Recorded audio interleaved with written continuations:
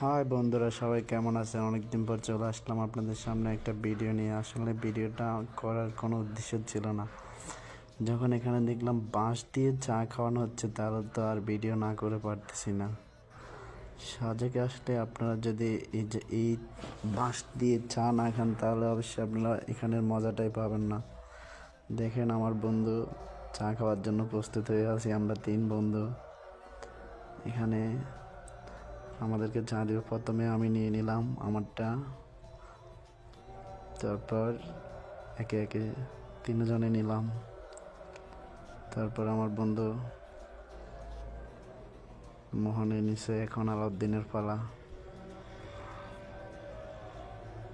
এখানে চা না খেলে আসলে মজাটা আপনারা বুঝবেন না। অস্থির। এ তো নিয়ে একবারই রে মোহনে কি মিলে খানা দেয়। অস্থির